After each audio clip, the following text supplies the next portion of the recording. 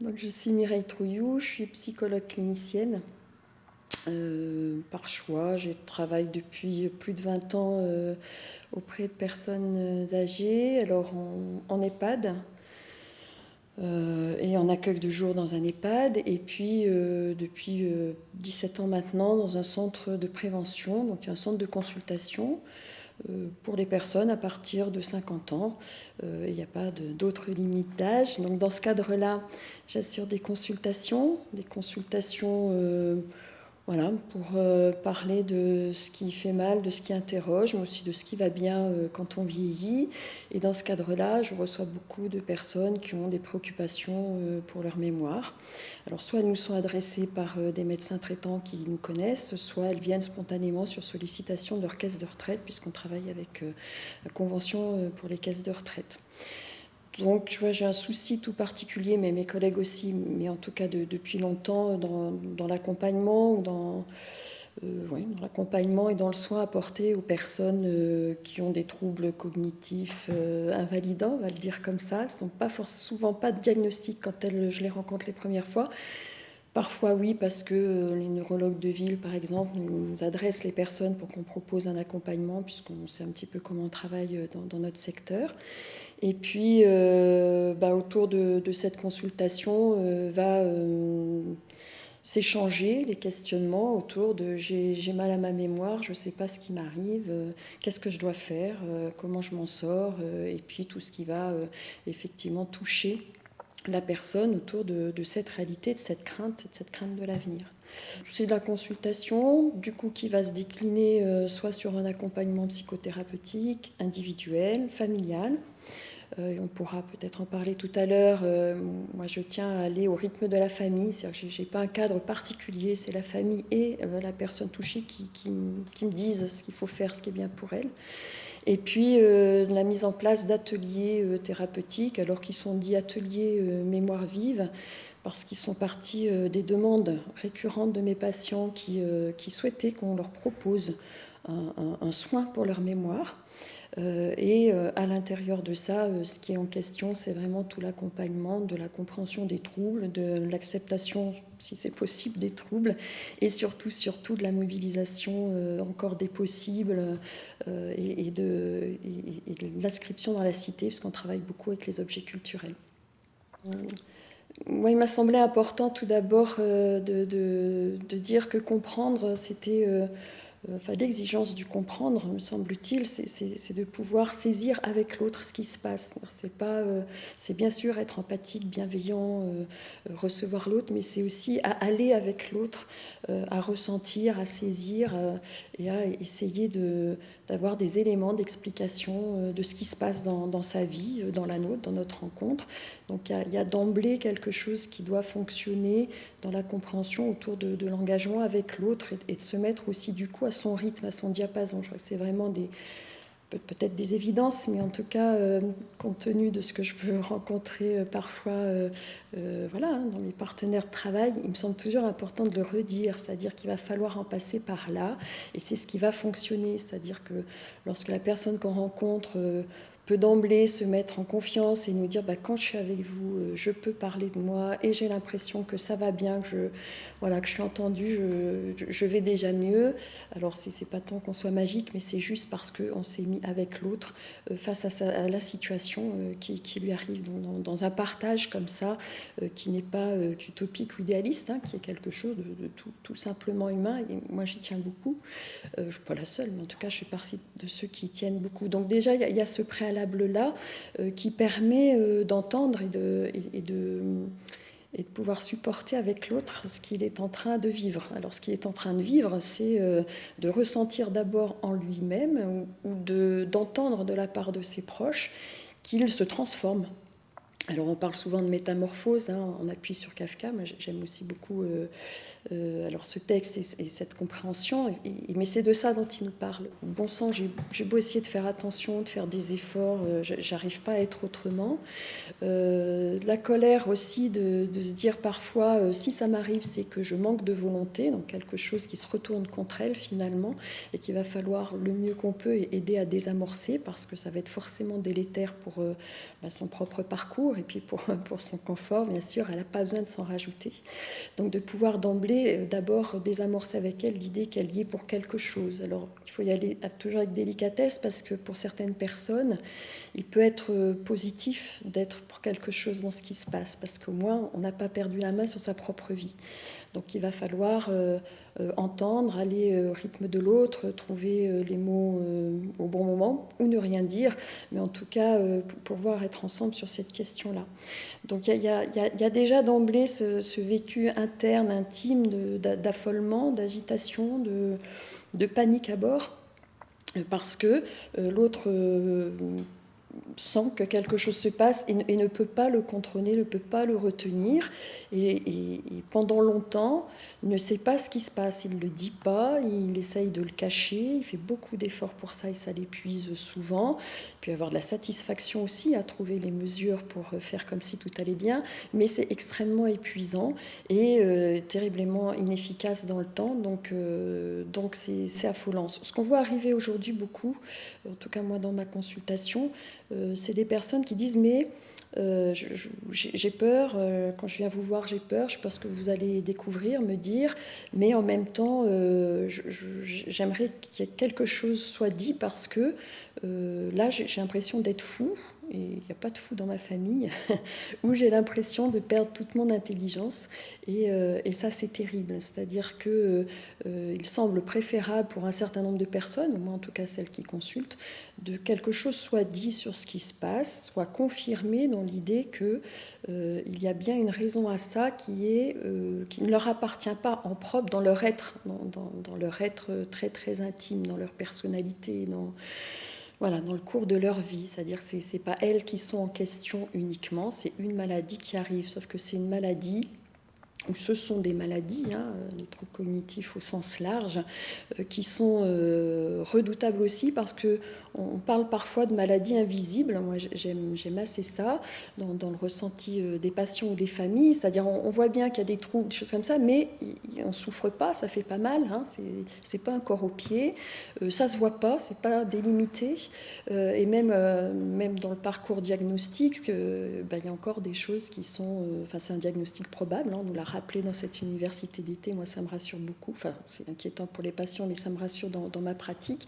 C'est-à-dire que c'est aussi ça qu'il faut travailler avec l'autre, c'est que vous êtes atteint d'une pathologie, où il nous dit « je suis atteint d'une pathologie », mais comment finalement la rendre visible à l'autre en dehors de mes symptômes, pour que les autres comprennent vite que c'est pas de moi dont il s'agit, mais que je souffre de quelque chose.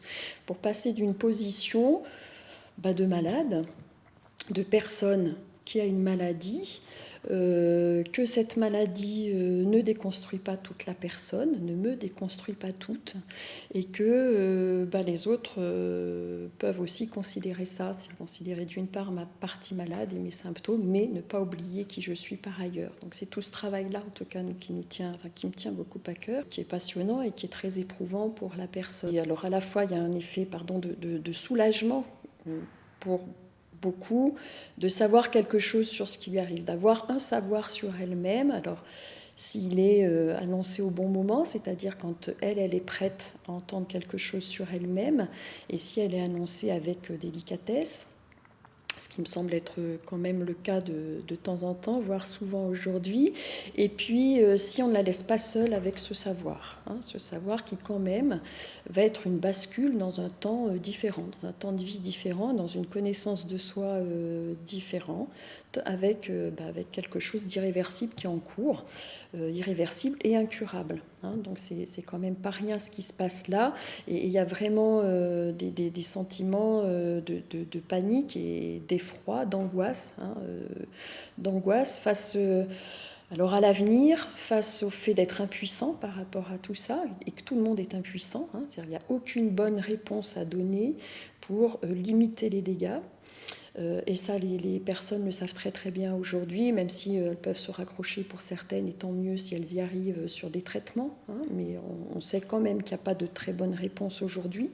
Donc il y a quelque chose là qui déjà fait que je suis soumis à quelque chose, je connais rien de enfin je sais ce qui va arriver, et ça c'est terrible. Je ne sais pas si tout va arriver de ce qu'on me décrit ou de ce que je sais de la maladie. Je ne sais pas quand ça va arriver, mais je sais que je suis à risque de devenir extrêmement dépendant, peut-être d'avoir des troubles du comportement, peut-être de devenir agressif, peut-être de ne plus pouvoir me suffire à moi-même, c'est-à-dire manger seul, assurer ma propreté, hein, voilà. Et c'est ce que souvent les gens évoquent en termes de je vais devenir gaga, je vais devenir gâteux. Devenir gaga, c'est pas rien, un gâteux, c'est un terme autrefois utilisé, qu'on utilise beaucoup moins, mais nos patients l'utilisent encore, qui était utilisé pour décrire celui qui se souillait, hein, c'est-à-dire qui n'était plus en capacité de se tenir propre, de retenir ses sphincters, d'être maître de son corps. Et Dieu sait qu'on sait tous par quelle énergie on est passé pour enfin être propre, et quelle victoire ça a été sur nous-mêmes et sur la vie. Et il y a toute cette déconstruction qui se dit mais je vais devenir gâteuse, c'est-à-dire je vais retomber en enfant, je vais tout perdre, mon indépendance, mon autonomie, ça va se voir et je vais rien pouvoir faire contre ça. Même si, bien sûr, heureusement, les personnes peuvent se dire, et on peut leur assurer de ça, que peut-être ça n'ira pas jusque-là, peut-être que, alors voilà, des troubles ne s'exprimeront pas, ne s'expriment pas de la même façon chez tout le monde, et parfois, voilà, la vie fait qu'elle ne... Voilà, ça ne se passera pas comme ça, mais il y a cette crainte. C'est du coup quelque chose, une terrible maladie qui interroge sur soi, qui je suis, qui je vais être, qui jusque-là, enfin, jusqu'à cette annonce et à cette connaissance, il y avait quelque chose d'inébranlable chez la personne qui pouvait se dire je serai pour toujours moi-même. Vieux, pas vieux, mais je serai pour toujours moi-même, et je serai pour toujours un homme et une femme digne d'être un homme et une femme, hein, c'est-à-dire autonome, indépendant, si on veut faire rapide sur la question. Cette maladie, elle va remettre ça en question, c'est-à-dire que j'avais pensé, c'est souvent associé à la vieillesse, hein, les troubles cognitifs, ce qui n'est pas tout à fait juste, mais c'est quand même associé encore à la vieillesse. J'avais pensé que je pouvais vieillir et que je pouvais vieillir correctement, même si c'était pas évident, mais je pouvais avoir cette perspective-là, ou en tout cas sans me perdre à moi-même. Avec cette maladie, je sais ou je crains fortement que je vais continuer à vivre et que je vais vieillir, mais en me perdant à moi-même. Et ça, c'est une épreuve de vérité terrible. Donc ça va attaquer la question de la condition humaine et de l'identité propre, et c'est ça qu'il va falloir pouvoir traiter, soigner, consoler. J'aime beaucoup le terme de la consolation, qui est un terme qu'on utilise très peu aujourd'hui dans nos pratiques ou dans nos discours, mais il y a quelque chose comme ça. Il faut se consoler d'ailleurs parfois soi-même, et que pour y arriver, sans doute, il faut oser partager ses éprouvés et oser dire à l'autre, oui, on est tous à risque d'une telle situation, d'ailleurs, par des troubles cognitifs dégénératifs ou pour d'autres raisons. Et ça, c'est une épreuve assez terrifiante. Donc il y a une bascule autour, en tout cas, du diagnostic, dans la préparation de la personne qu'on voit arriver, et qui, si elle vient, c'est qu'elle veut savoir quelque chose quand même sur ce qui se passe en elle, pour se rassurer, mais ce qu'on va lui annoncer est à la fois rassurant parce que c'est pas de sa faute, et en même temps terrible parce que il va y avoir une évolution alors pleine d'inconnus, mais quand même on sait une évolution qui va faire qu'elle va perdre des capacités.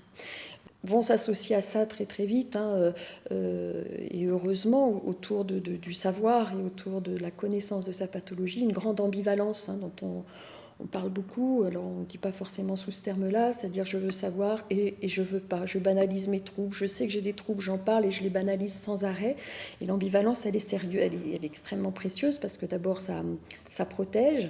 C'est un moment où le sujet apprivoise la question du vouloir savoir, hein. J'y vais pas, j'y vais pas. Et c'est un moment où aussi, quand on est ambivalent, en tout cas dans ce cadre-là, on peut le penser comme ça, quand je dis que j'ai des troubles, je suis en train de m'approprier m'approprier la question des pertes de mes capacités. Et quand je reviens sur la question en les banalisant, je suis en train de vérifier que je suis toujours moi-même et que ça m'appartient dans une histoire de vie sans diagnostic posé. Parfois, on veut la faire cesser ou en tout cas rapidement la faire taire ou la traiter trop rapidement, alors que c'est un temps précieux d'élaboration psychique par le sujet. Alors, avec cette ambivalence, avant le savoir de la pathologie, autour du savoir de la pathologie, bien sûr, il va y avoir beaucoup d'angoisse. L'angoisse, c'est aussi précieux et à traiter. Il faut calmer l'angoisse parce qu'elle est épuisante, surtout dans ce cadre-là. L'angoisse, c'est... là aussi, c'est quelque chose, la plupart du temps, précieux sur le plan psychique, même si on a une représentation de la douleur d'angoisse qu'il faut faire céder. L'angoisse, elle peut être juste aussi à accueillir, à accompagner, parce que c'est une mise en alerte de l'appareil psychique pour en interne dire coucou, il faut que tu te bouges, il faut que tu trouves des solutions là pour retenir tes pensées, pour retenir ta peur de perdre, de tomber dans le gouffre. Donc c'est une mobilisation psychique, l'angoisse, c'est un état d'alerte précieux.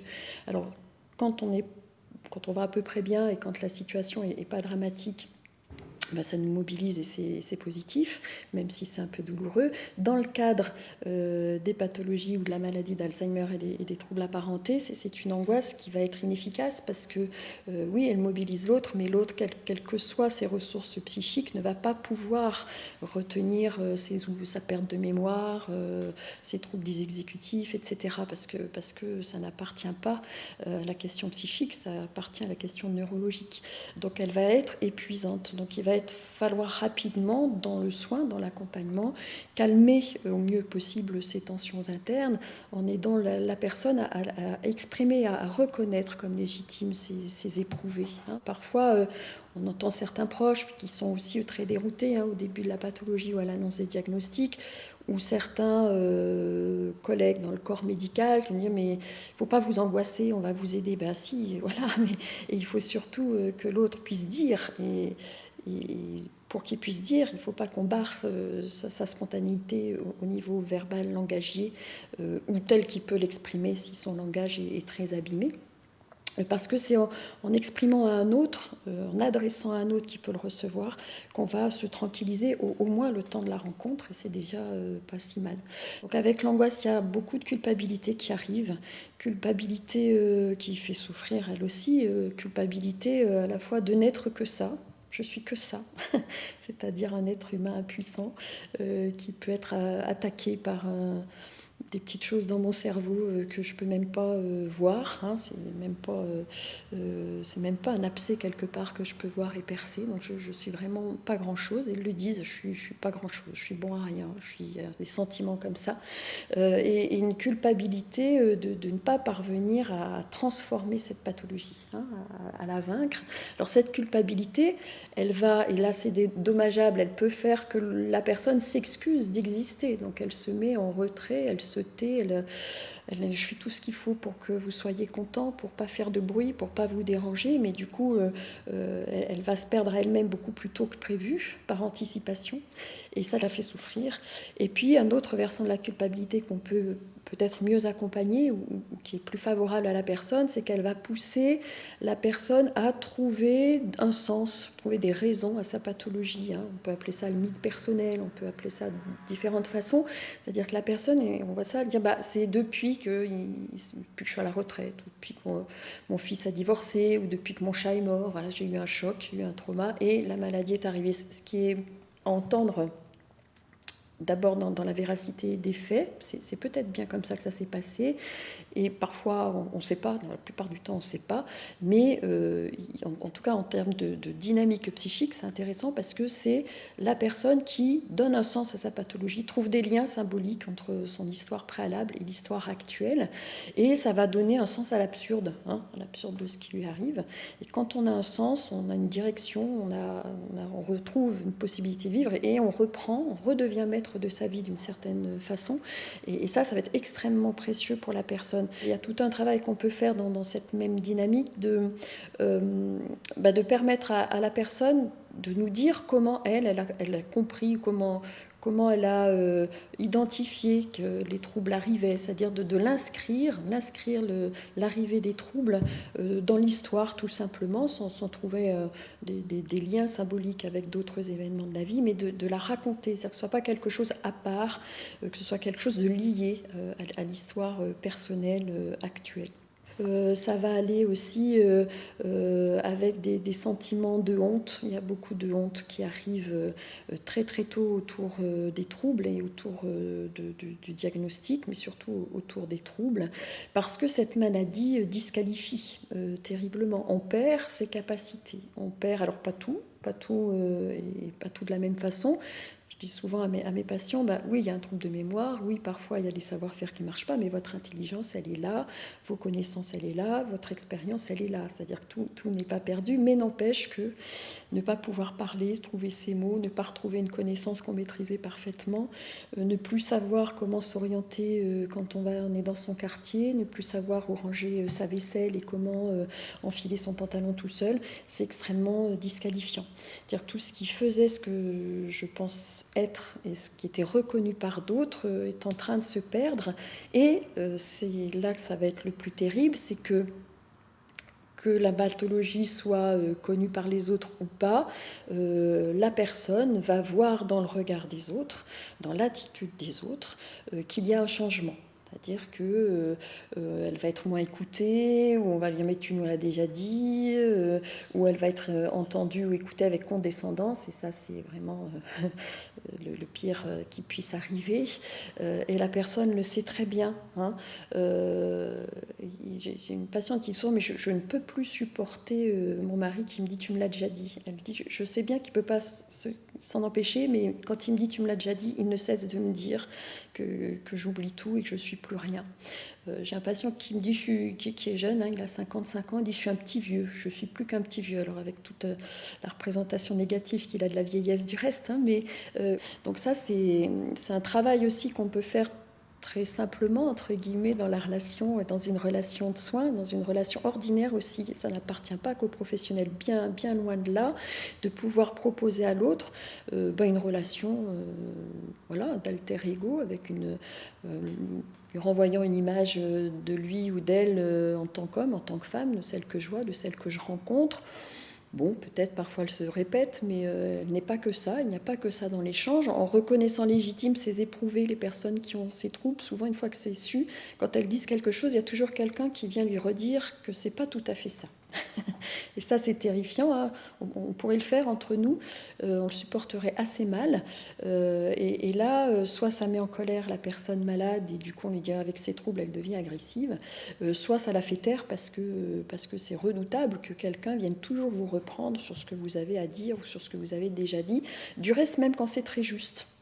Et ça, il y a quelque chose qui fait qu'on doute toujours de ce que va dire l'autre. Donc la première chose à faire, c'est de pouvoir ne pas douter de l'autre, et qu'importe, ce qui est important, et puis de toute façon, c'est sa vérité au moment où il la partage avec l'autre. Donc c'est ça qui va être extrêmement précieux. Et puis le travail autour du traitement de la honte, moi j'aime beaucoup pour le reste aussi globalement, mais le mettre en travail justement dans des groupes, dans des petits groupes, dans des ateliers où des personnes malades peuvent en rencontrer d'autres pour parler, j'y reviendrai sûrement tout à l'heure, pour parler de la maladie, mais aussi pour oser encore la vie. Donc nous on travaille beaucoup sur des visites culturelles, hein, et sur le souvenir, les traces et tout ce qui peut s'échanger autour d'une visite culturelle, à la fois pour le plaisir de la culture, à la fois pour le plaisir intellectuel retrouvé, parce que quand on a des troubles de mémoire, très vite on gomme tout ce qui est du registre de l'intellectualité, comme si on n'y avait plus le droit, et aussi de tout le plaisir autour de la rencontre esthétique et de ce qui fait culture, de ce qui fait qu'on est un homme parmi d'autres dans une culture donnée, quoi qu'il arrive. Et ça vient restaurer une partie de ce qui est extrêmement abîmé, balayé par la pathologie. Bien sûr, tout ça, ça se traite sur fond de tristesse. Il ne faut jamais oublier le fond de tristesse qui est toujours là chez nos patients, chez les personnes qu'on rencontre, parfois chez nous aussi, dans ce partage-là, parce que c'est très triste ce qui arrive. Et c'est cette tristesse-là qu'il faudrait pouvoir consoler du mieux qu'on peut, parce que c'est triste et ça fait pleurer et ça fait plonger dans le désespoir de se dire que je n'ai pas d'autre solution que d'attendre que les choses évoluent. Et je ne sais pas comment ça va se passer. Donc il y a vraiment des choses très, très compliquées à gérer. Et la tristesse, même si parfois elle se transforme, hein, et on va trouver des moyens de consolation et des moyens de dégagement, des voies de dégagement de la tristesse, elle est quand même toujours là, extrêmement présente. En tout cas, tout un travail à faire autour de la rencontre, de la relation de soins, du prendre soin des personnes. Et il me semble que cette relation-là, elle va avoir de l'intérêt à la fois en étant parfois très pro, hein, voilà, c'est quelqu'un qui vient rencontrer quelqu'un qui va l'aider ou qui sait quelque chose de ce qui arrive globalement dans la pathologie, et à la fois une relation, c'est parfois sa difficulté, qui va se défaire très vite de ça pour être dans une relation humaine, pour traiter avec l'autre ce qui le ravage finalement et ce qui l'angoisse terriblement. Alors, ce qu'on observe quand même, c'est que, en tout cas pour les personnes qui viennent oser cette rencontre-là et s'y investir, c'est qu'il y a des personnes qui vont être extrêmement déterminées du coup et s'en saisir pour reprendre la main, pour trouver des solutions, pour investir le présent qui va bien, pour investir des petits projets d'avenir voilà, qui peuvent être satisfaisants. Il y a des personnes qui vont être moins déterminées dans la lutte contre la maladie ou dans, voilà, hein, dans quelque chose qui va faire que j'ai une maladie, je vais la maîtriser, mais dans des personnes qui peuvent être plus, maintenant, puisque je sais ça, je vais profiter le plus possible de ma famille, des plaisirs, de me laisser être aidée parce que c'est gentil. C'est-à-dire qu'il va y avoir quelque chose d'investi du côté du plaisir et moi, je suis toujours très impressionnée, admirative par ces façons de combattre qui sont différentes, mais qui font que la personne se mobilise dans quelque chose qui la terrifie. Et puis, il y a des personnes, et ça, ce sont peut-être celles qui sont le plus difficiles à aider, qui vont le plus s'isoler ou être seules. C'est celles qui vont plonger dans un à quoi bon fataliste. À quoi bon vous rencontrer, à quoi bon vous parler, à quoi bon faire des efforts, à quoi bon rencontrer les autres, puisque de toute façon, je suis foutue. Et ça isole terriblement. Alors bien sûr, c'est à respecter, que faire d'autre. Mais en même temps, on assiste à ce moment-là à voilà, une mise à l'écart volontaire, entre guillemets. C'est pas très volontaire. Enfin, c'est peut-être juste ça qui reste de volonté chez la personne. Et ça peut être un peu désamorcé, mais c'est en tout cas pour moi le plus difficile à à introduire hein, dans un processus de soins ou dans une proposition hein, de soins. Cette relation, globalement, que j'ai essayé de préciser, ce qui pouvait s'y engager, et puis ses objectifs. L'objectif, j'allais dire général, hein, si on peut dire comme ça, c'est un peu... c'est beaucoup plus nuancé, beaucoup plus tendre dans mon esprit. Ce serait finalement de grandes directions. Permettre à la personne ce qu'on appelle l'appropriation subjective de sa pathologie, c'est-à-dire comment faire de cette maladie une maladie et pas quelque chose qui m'atteint en totalité, et comment la faire mienne, c'est-à-dire la comprendre par moi-même, pour moi-même, délimiter les contours pour qu'elle n'attaque pas trop mon identité, pour que je reste moi-même, je persévère dans mon être, hein, ça c'est une jolie formule qui n'est pas de moi, et comment faire que je puisse ne pas en être trop effrayée, puisque si je sais, si j'en ai une idée, en tout cas une idée que je me suis construite par moi-même, si je peux en parler à d'autres, je serai plus à même de vivre avec. Hein. Finalement, moi j'aime bien travailler ça avec mes patients et ceux qui me font confiance, et j'ai beaucoup de chance quand ça marche bien entre nous, comment je peux créer une nouvelle façon de vivre avec cette pathologie. C'est chaque fois une création singulière, ça. Et comment on peut accompagner cette création, parce qu'il faut oser y aller, il faut oser le faire, ça, et il ne faut pas être tout seul pour le faire. Donc ça, c'est vraiment une grande direction de travail. L'autre grande direction de travail, c'est du coup comment maintenir, soutenir, renforcer tout ce qu'on peut appeler sur le plan psychanalytique la pulsion de vie et une formule aussi qui n'est pas de moi, qui est de Bella Grunberger, la confirmation narcissique. C'est-à-dire comment je peux, avec un autre, me confirmer sur le plan de qui je suis, avoir une estime pour moi malgré tout, c'est-à-dire être moi. Donc ça, c'est tout le chantier de la confirmation narcissique qui est essentiel. Alors pas seulement, qui est essentiel dans toute rencontre humaine et psychothérapeutique, ça c'est sûr. Donc voilà, et effectivement soutenir les pulsions de vie. C'est-à-dire comment faire que dans ce contexte extrêmement mortifère, c'est-à-dire qui désorganise, qui attaque, qui fait peur, qui plonge dans le désespoir, comment continuer à vivre, parce que si on s'arrête à ça, il faut que la vie s'arrête tout de suite. Or la vie, elle continue. Alors elle continue, et heureusement, parce qu'on a tous en nous une petite part de masochisme qui nous permet d'investir la vie même avec de la douleur, mais ça ne peut pas suffire au long cours. Et là, on s'engage au long cours. La personne s'engage dans un parcours de vie qui va être long avec sa maladie. Donc c'est comment soutenir ces pulsions de vie, c'est-à-dire du plaisir à vivre, de l'élan vital, du désir, malgré tout, comment je vais oser rencontrer l'autre, comment je vais penser que je suis suffisamment aimable et digne d'intérêt, parce que ça va m'apporter des nourritures narcissiques, ça va m'apporter des nourritures affectives, et c'est là-dessus que nous tous, un être humain, trouve la force, l'énergie, le désir de poursuivre. Alors ça, c'est un travail qui se fait dans la relation, bien sûr.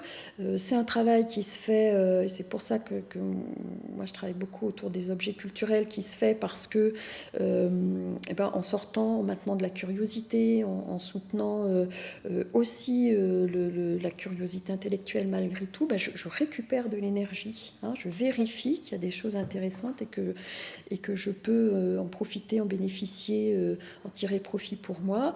C'est ce qu'on appelle le travail de la sublimation, c'est-à-dire comment toute l'énergie pulsionnelle qui peut être mortifère et se retourner contre moi, si je lui trouve des voies de dégagement du côté de l'intellectualité, du côté de la créativité, du côté de l'investissement, du plaisir, ça peut être faire son jardin, la sublimation. C'est pas forcément de l'art, c'est faire son jardin aussi, ou ses bouquets de fleurs, ou sa petite couture, mais comment l'investissement d'une activité, d'un champ particulier, si possible avec d'autres, dans lequel je me reconnais avec d'autres, va pouvoir soutenir les forces pulsionnelles, positives pour le sujet, parce qu'elles vont traiter, elles vont mettre l'énergie pulsionnelle mortifère à l'extérieur de soi et elles vont le traiter. Donc ça, c'est des phénomènes un peu complexes au niveau de la dynamique psychique, mais c'est vraiment ce travail-là qu'il va falloir soutenir, des voies sublimatoires. Et on sait que nous tous, ça n'appartient pas à cette pathologie, nous tous, quand nous avons des pulsions de vie, une énergie vitalisante en bonne forme et en qualité et en quantité suffisante, on est moins malade, nos symptômes s'expriment moins bruyamment, comme on dit, et les pathologies, en tout cas moi je fais ce pari-là avec d'autres qui ont travaillé, notamment Marion Perruchon qui développe beaucoup ça, ou Louis Ploton, voilà, des gens comme ça, qui vont faire des crans d'arrêt dans la pathologie. Ce qu'on peut viser, c'est des crans d'arrêt dans la pathologie, et des crans d'arrêt qui vont aller avec du désir de vivre malgré tout, et qui vont aller avec le chantier de l'affectif. On ne doit jamais trop parler, surtout quand on est psychologue, d'amour, d'affect. Alors moi, je ne parle pas d'amour, je parle d'affectif, dire de tout ce qui est dans le chantier de l'humanité partagée, de ce qu'on peut s'accorder sur le plan émotionnel, de l'intérêt qu'on se manifeste les uns aux autres à être ensemble et à s'intéresser à ce qui se passe. Et ça, c'est vraiment quelque chose qui me tient à cœur de développer, que je développe depuis de nombreuses années et qui semble plutôt apporter satisfaction ou aide aux personnes que je rencontre. On se heurte à plein d'obstacles. Là, c'est le côté un peu joli, tout va bien, mais il y a quand même plein d'obstacles. D'abord, l'obstacle, c'est qu'aujourd'hui, ça a peut-être toujours été comme ça, mais voilà, il me semble que c'est quand même très fort aujourd'hui. On propose très peu d'accompagnement individuel aux personnes malades. Elles peuvent avoir 1 ou 2 entretiens, puis après on fait proposition, mais on propose très peu. On propose beaucoup aux aidants, et tant mieux. Le plan Alzheimer a fait vraiment faire un bond à l'accompagnement pour les aidants. Et moi, j'anime des cafés partage des aidants. Je rencontre les familles dans de la consultation. Voilà, c'est vraiment extrêmement important de pouvoir proposer cette aide et cet accompagnement. Mais il me semble qu'on propose assez peu ou assez mal, peut-être parce qu'on ne sait pas encore bien faire, d'accompagnement individuel à la personne et d'accompagnement en groupe. Mais en groupe... bien sûr, je vais défendre ma dynamique de travail. C'est-à-dire que ce qu'on peut proposer en groupe, ça va être des groupes de parole, ou ça va être des groupes, ce qui est parfois très important, où il y a des personnes qui s'y inscrivent bien, ou des groupes mémoire, mais vraiment de la réminiscence, des choses comme ça, alors qui peuvent faire tout à fait bon effet. Il y a des gens, moi j'ai des patients qui vraiment, ça leur apporte beaucoup. Il manque une pluralité de propositions. Donc nous, notre proposition sur le centre de prévention, c'est d'avoir développé des groupes, alors du suivi individuel, l'accompagnement individuel, et des groupes autour, alors l'objet culturel, je vous l'ai évoqué, mais aussi autour du corps. On a par exemple mis en place depuis 3 ans ce qu'on appelle on appelle ça le corps en marche, c'est-à-dire des groupes de marche. On a beaucoup de marcheurs à Grenoble, beaucoup de montagnards. Dès lors que les troubles sont moyennement évolués, ils ne trouvent plus possibilité d'aller marcher. Ils sont un peu exclus des groupes de marche habituels, même si certains sont très sympathiques, mais quand même, où eux n'arrivent pas à rester dans ces groupes-là parce qu'ils se sentent disqualifiés, pas reconnus, etc. Sauf que du coup, trouver un groupe de marcheurs quand on a une pathologie type Alzheimer, c'est impossible. Voilà. On n'est reçu nulle part. Donc il y a vraiment tout un chantier autour du corps, autour des visites au musée, des visites autour du coup quand même du travail de la mémoire autour, ou du travail du plaisir partagé, ou du travail d'être ensemble pour avoir un groupe d'appartenance. Bien sûr, on me répond souvent, il y a les accueils de jour, sauf que l'accueil de jour, d'abord, les places sont insuffisantes, et on arrive en accueil de jour, en tout cas dans ma région, lorsque la pathologie est déjà assez avancée. Donc il y a tout ce temps avant pour lequel il manque réellement de propositions, alors qu'on a des réponses pertinentes et aidantes, et qu'il me semble que vraiment il serait opportun pour la personne qu'elle ait le choix de ses engagements ou de ses investissements. Aujourd'hui, elle a très très peu le choix.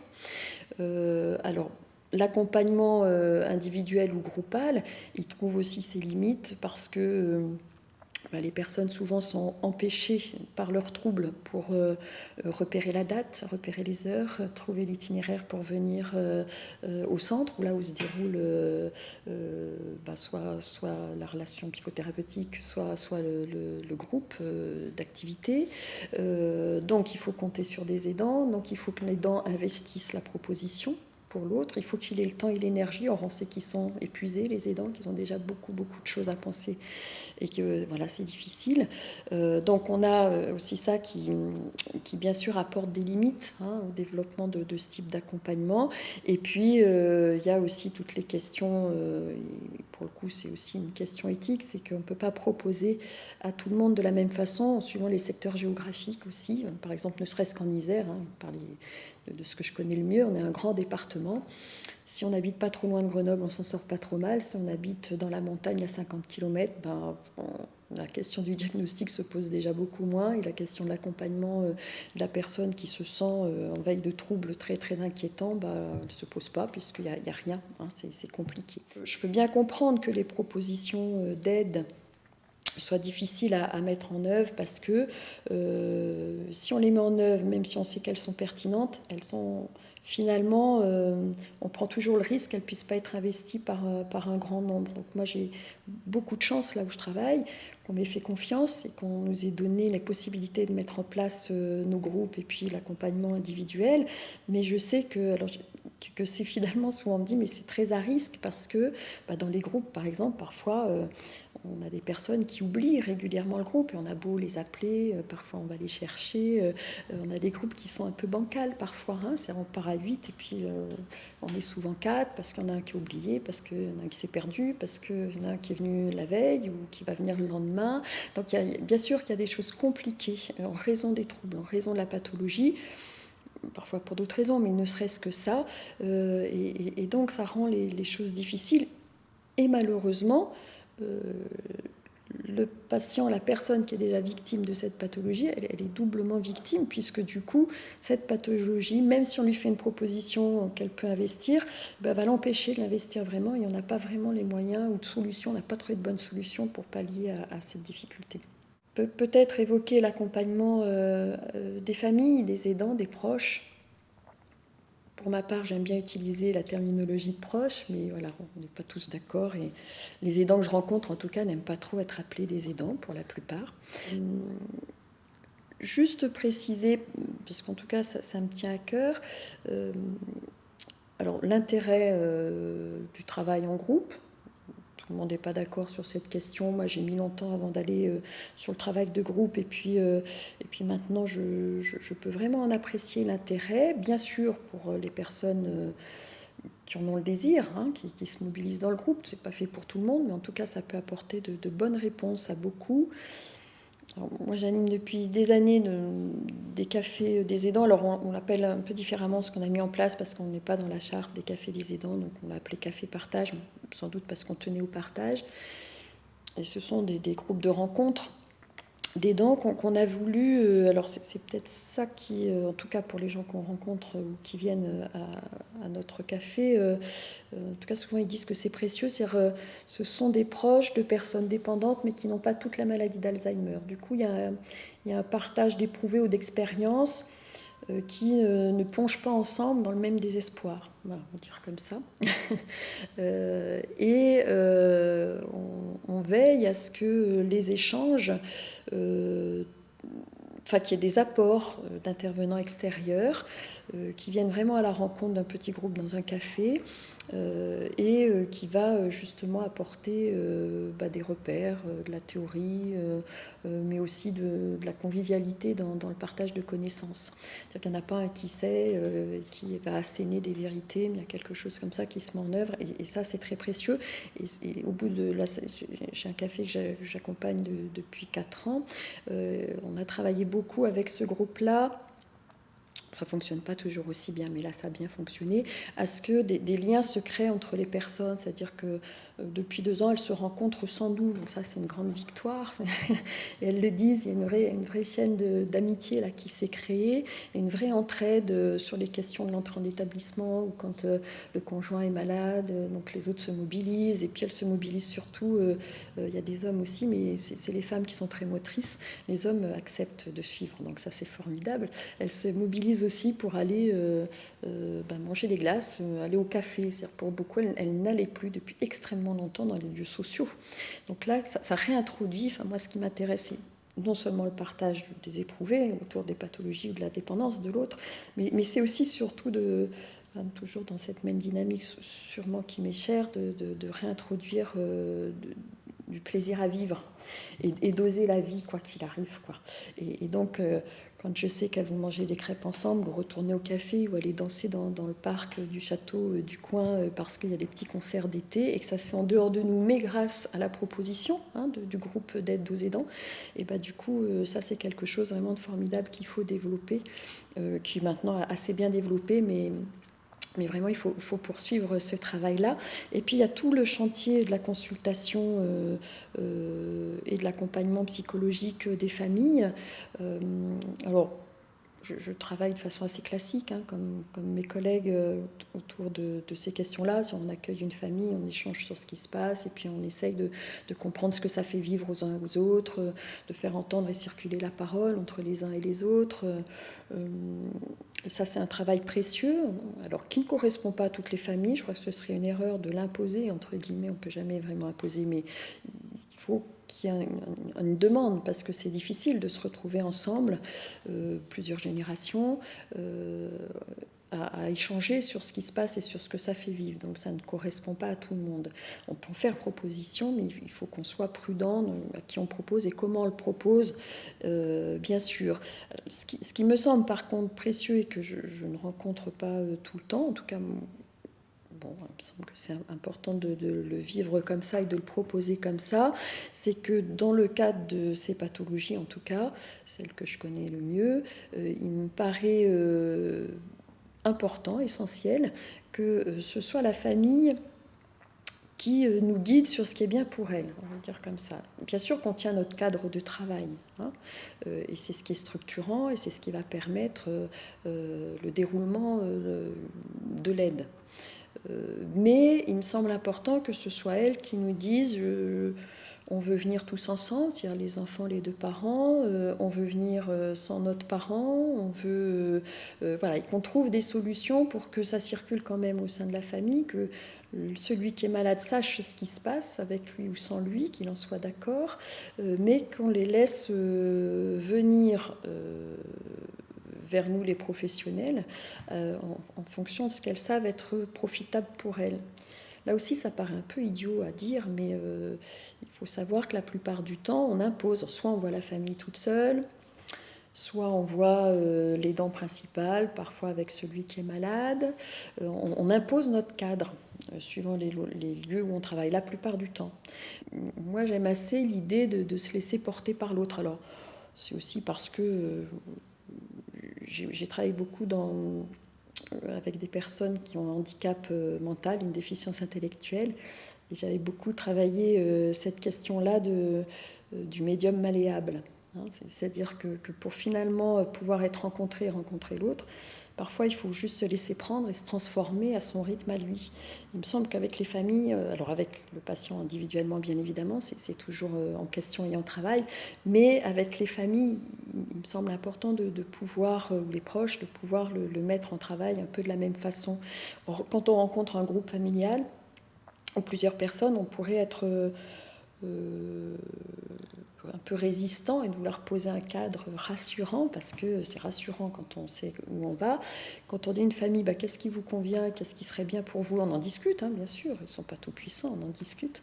Il faut pouvoir se laisser aller à l'imprévu et puis oser une rencontre, voilà, sans qu'on ait un cadre très précis, nous, du déroulé ou voilà, mais de se laisser prendre à leur rythme. Ils sont déjà pris, le groupe là, les proches, ils sont pris dans tellement un tel raz-de-marée de pensée, dans une telle contrainte des professionnels. C'est impressionnant. Dès qu'il y a un diagnostic posé, pof, il faut aller voir le neurologue tant de fois par an, pas beaucoup quand même, suivant la pathologie.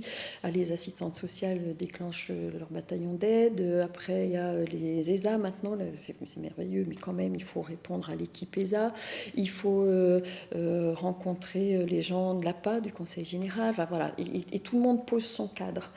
Et cette famille ou ces proches et ce patient, ils sont pris là dans quelque chose. Ils sont pris. Il y a beaucoup d'emprise du système qui a un système qui a plein de vertus, hein, plein d'intérêts. Je ne suis pas du tout en train de critiquer ça, mais je crois qu'il faut vraiment se rendre compte qu'il y a un jeu d'emprise qui va alors d'emprise et en même temps d'emprise très organisationnelle et en même temps de déprise de la vraie rencontre ou du partage de ce qui est en train de se vivre, parce que ça affole tout le système d'ailleurs, et puis parce qu'il semblerait qu'il y a une urgence à porter aide et à tout mettre en place, hein, on entend on va tout mettre en place. Et du coup, moi, il me semble que c'est précieux d'avoir des espaces où que certains professionnels disent dites-moi comment on peut faire pour que ce soit mieux pour vous, pour qu'on puisse se rencontrer. Peut-être ça fait fuir certains qui se disent elle n'est pas bien normale celle-ci, mais quand même pour la majorité, c'est un côté apaisant d'emblée. C'est-à-dire, ouf, voilà, ça y est, on va pouvoir nous faire comme ça nous paraît bien, comme ça nous paraît possible, pour parler de cette maladie, pour essayer de la comprendre et pour améliorer nos relations, nos douleurs autour de ça.